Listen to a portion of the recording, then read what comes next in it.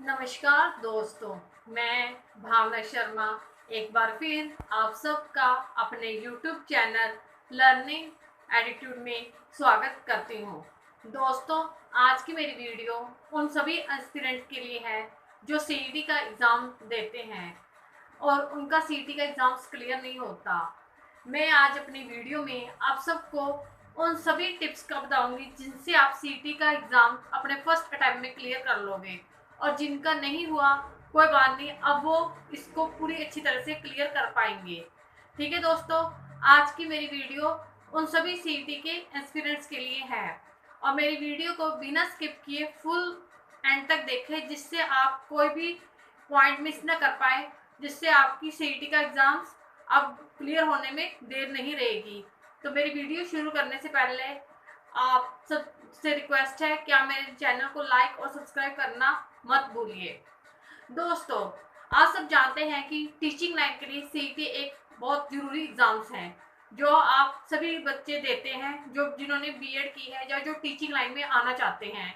पर अब दिक्कत ये होती है कि बच्चों से सीईटी एग्ज़ाम्स क्लियर नहीं हो पाता, और अब ये भी कारण कि लोग निराश हो जाते हैं कि सीईटी का एग्ज़ाम्स नहीं क्लियर हो पा रहा, और हर स्टेट्स का अपना अपना सीईटी का एग्ज़ाम्स वो कंडक्ट करवाते हैं लेवल पे।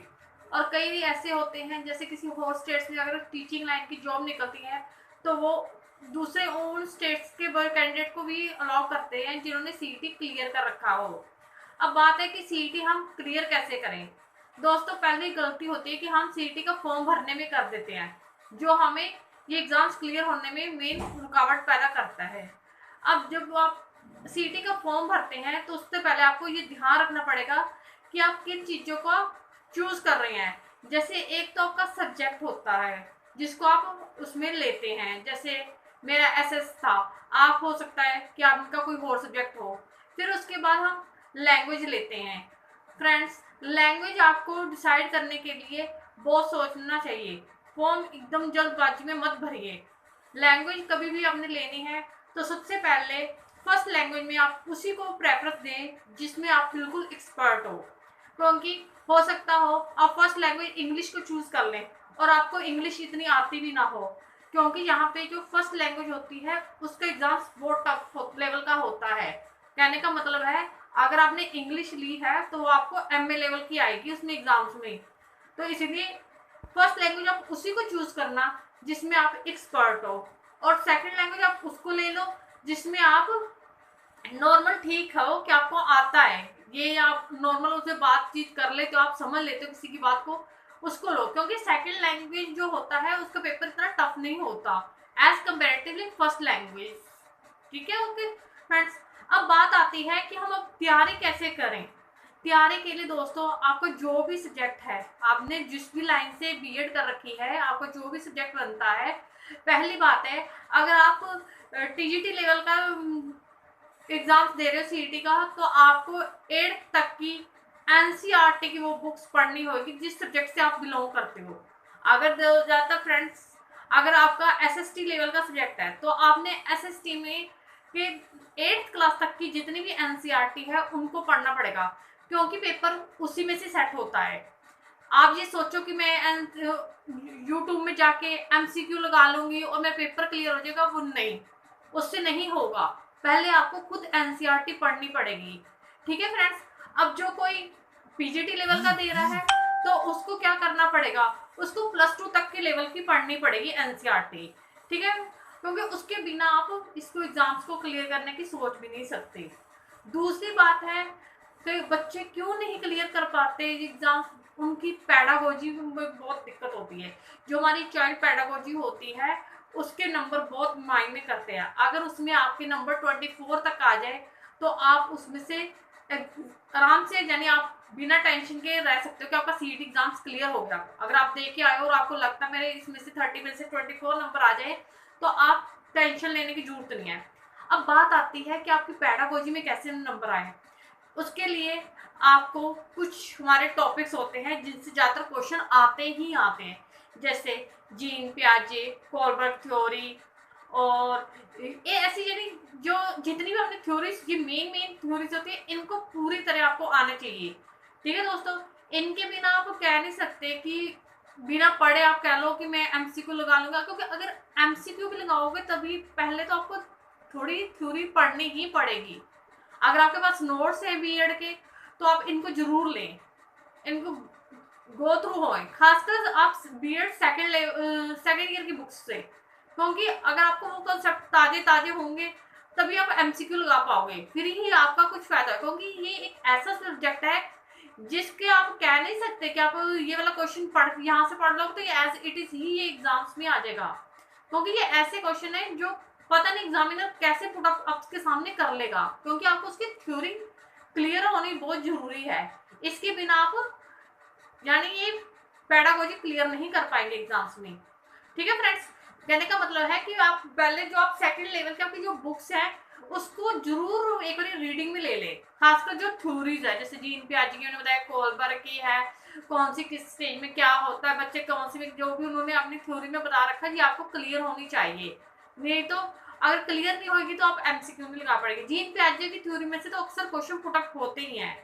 ठीक है दोस्तों, ये तो है हमारी पेडागोजी। ठीक है, अब मैंने आपको सब्जेक्ट में बता दिया कि आपको एनसीईआरटी ही पढ़नी भी पड़ेगी, बिना एनसीईआरटी पढ़े आप नहीं क्लियर कर पाओगे सीईटी, क्योंकि मैंने भी पढ़ी थी और मैंने अपने सेकंड अटेम्प्ट में इसको क्लियर कर लिया था सीईटी को। फर्स्ट अटेम्प्ट में क्यों नहीं किया था, वो यही गलती थी, मैंने सब्जेक्ट चूज करने में गलती की थी, जो आप मत करना, जो मैं आपको इसलिए बता रही हूँ। जिन्होंने तो भरा है तो वो अब उसको ये नहीं, मैं उनको कहती कि आपका क्लियर नहीं होगा, कोई बात नहीं, जिन्होंने भरा है सब्जेक्ट पर अब वो उनकी जो मेन लैंग्वेज है, उन्होंने फर्स्ट लैंग्वेज जिसको लिया है उसको उनको बहुत ही अच्छी तरह तैयारी करनी पड़ेगी, उसको वो हल्के में ना ले फिर, जिसको उन्होंने फर्स्ट लैंग्वेज चूज की है। ठीक है फ्रेंड्स, अब जिन्होंने भरने हैं फॉर्म, अब जैसे दिसंबर में होएगा पेपर, जनवरी में कुछ भी इन्हीं मंथ्स में अब जब होएगा, तब आपके लिए वीडियो इसीलिए मैं बना रही हूँ ताकि वो ये गलती ना करे बच्चे जिन्होंने टीचिंग लाइन में जाना है। क्योंकि आजकल क्या है, गवर्नमेंट टीचिंग नाम से प्राइवेट स्कूलों में भी सीईटी कंपलसरी है, तो इसके लिए मैं कहने का मतलब यही है कि इसलिए अपनी तैयारी को निगलेक्ट ना करें। एनसीईआरटी के बिना आप नहीं क्लियर कर पाओगे। एनसीईआरटी पढ़ो, उसके बाद आप क्या करो, पहले आप एनसीईआरटी पूरी कर लो, अपनी लैंग्वेज को दोनों को क्लियर करो, अच्छी तरह समझ लो उसे, खासकर ग्रामर, क्योंकि ग्रामर तो आती आती है। ठीक है दोस्तों, आपने सेकंड लैंग्वेज ली है उसमें ग्रामर आपको पूछ लेंगे क्वेश्चन मार्क्स की तरह। ठीक है, और आप पेडागोजी में थ्योरीज जरूर करें, जो भी आपने थ्योरी सेकंड ईयर में कर रखी है। सेकंड ईयर का तो जो आपने पढ़ा है उसको सारे मटेरियल को अपना ताजा दिमाग में जरूर रखें। फिर आप क्या करो, जब आप ये कर लोगे और आपका एग्जाम्स भी नेड़े आ रहा है, तो आप 10 15 20 दिन पहले फिर आप अपनी बुक्स को क्लोज करके फिर आप एमसीक्यू लगाओ, खासकर जैसे पेडागोजी के एमसीक्यू होते हैं। ठीक है, उससे आपको क्या हो जाएगा, उससे आपको कॉन्फिडेंस आएगा कि आप कैसी आपकी तैयारी है, आप किस लेवल की तैयारी कर रहे हो। ठीक है दोस्तों, अगर आपके एमसीक्यू में 30 में से 27 26 इस लेवल में एग्जाम आते हैं नंबर, तो फिर आप यानी प्रॉपर कॉन्फिडेंस से जा सकते एग्जाम्स में कि आपकी तैयारी फुल है। क्योंकि वहां पे पेडागोजी एक ऐसा सब्जेक्ट है जिसमें आप ये नहीं कह सकते कि ये क्वेश्चन ऐसे ही आएगा, वहां पे वो एग्जामिनर कैसे भी घुमा के क्वेश्चन पुट अप कर देगा। ठीक है फ्रेंड्स, ये तो थी आपकी सीईटी की तैयारी कि आपको सीईटी की तैयारी कैसे करनी है। अब दूसरी बात होती है दोस्तों, अब जैसे कि आप सीईटी भी क्लियर कर लेते हैं, फिर आपको आती है गवर्नमेंट जॉब के लिए टीचिंग लाइन में कैसे तैयारी करें। तो फ्रेंड्स, जैसे मैंने आपको बताया एनसीईआरटी तो आपको टीजीटी के लिए 8 तक की पढ़नी पड़ेगी। अगर आप टीजीटी लेवल के लिए टीचिंग का एग्जाम दे रहे हैं तो उसके लिए आपको 12 तक की एनसीईआरटी पढ़नी ही पड़ेगी, उसके बिना आप क्लियर नहीं कर पाओगे कोई भी टीचिंग एग्जाम्स।